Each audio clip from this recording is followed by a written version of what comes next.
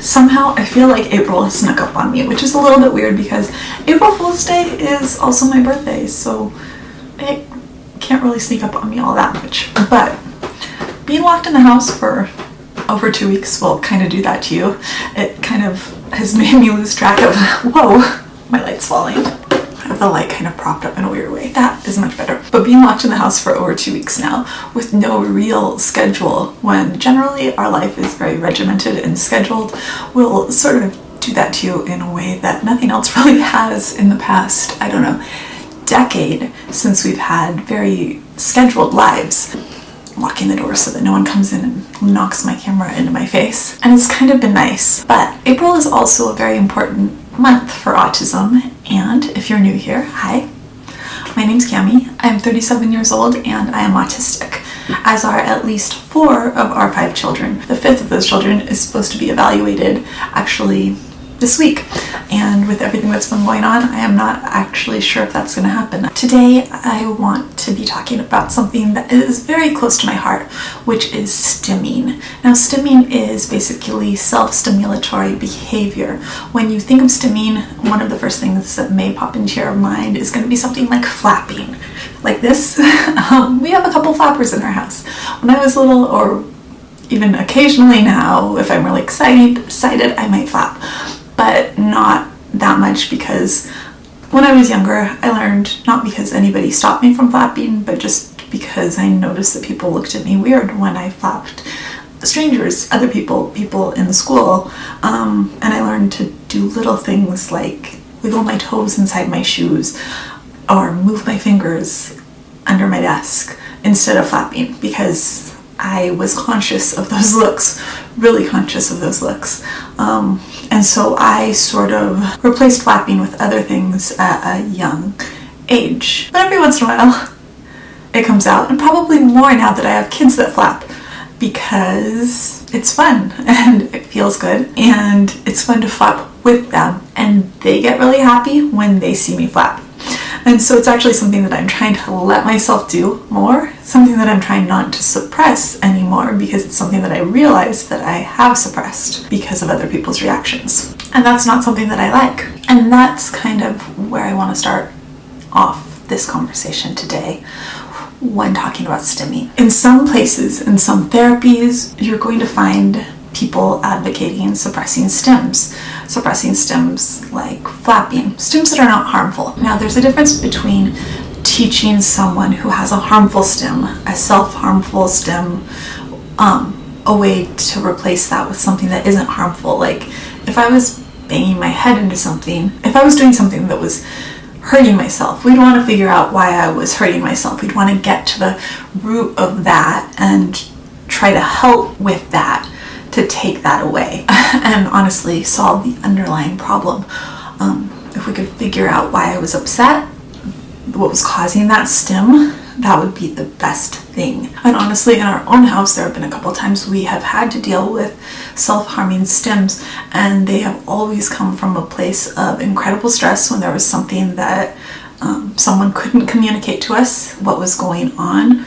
And when it finally came out, it was like all the pieces fell into place, and oh my gosh, that's what's been going on. And it wasn't going to really stop until we removed the problem and fixed it. It wasn't that we needed to replace headbanging with a more appropriate stim and more appropriate input to the person's head. It was that we needed to stop this other thing that was highly inappropriate that was going on, and we needed to fix it. So a lot of times those self-harmful stims aren't actually, they're stims, I guess. The self-harmful, I'm going to even say like behaviors, aren't necessarily like stims so much as their cries for help, their communication, that something is going on, that something needs to be fixed. At least that's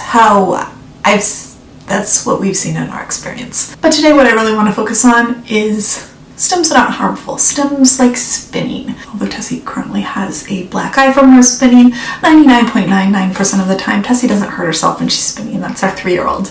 Her favorite stim is spinning. She loves to spin. She puts her hands up over her head like a ballerina. She looks up and she watches the light through her fingertips while she's spinning. Other stims she loves to sit and flip sequins over on those sequined fabrics over and over, and again, that is something that she dearly loves. As I said, we have a couple of kids who flap. We have a kid who tears paper. It's not my favorite stim in the world because I don't really love finding little strips of paper everywhere, but it doesn't hurt anybody.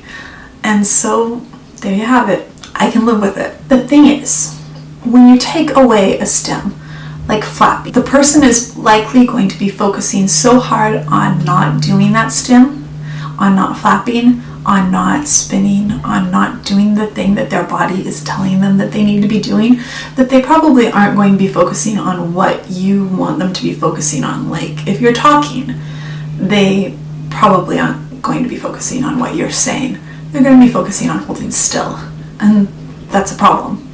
So if you have a choice between someone rocking or holding still and listening, but say they can rock and listen to what you're saying, then wouldn't it just be better for them to move their body in a way that they need to move their body and actually hear what you're saying, than for them to just be sitting there focusing all of their attention on holding their body still, but then losing the ability to communicate outwardly or to be taking in anything that's going on around them. And this is really similar to eye contact too.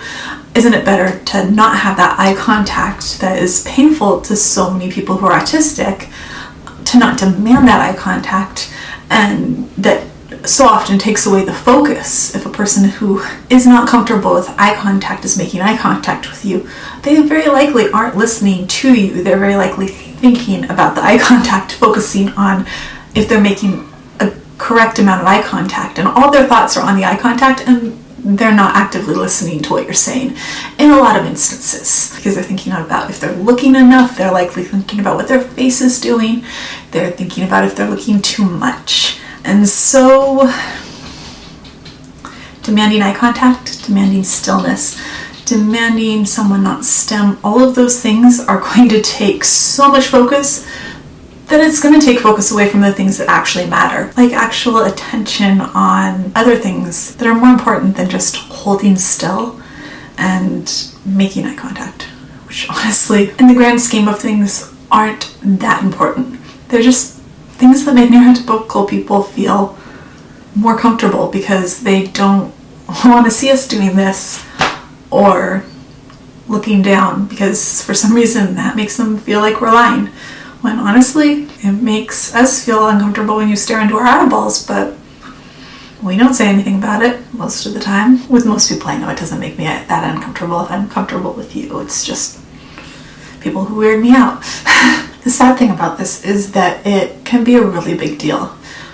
When our oldest kid started school at a school that she doesn't go to now because the bullying was so bad, it was so incredibly brutal that I was trying to teach her how to mask like I had masked. I was trying to teach her the things that I did, the little stims that I had done growing up after she'd been punched in the face twice, spit on, pushed down in the mud. I was trying to teach her those things because I knew that her flapping was a huge part of the bullying that was going on in the 2nd and 3rd grade. It was like I wanted her to be able to flap and be herself, but at the same time, I knew that that flapping was like this giant target. And the thing was, she was comfortable with her flapping. She was the one who was like, Mom, I'm not doing anything wrong. And that was kind of what got me thinking.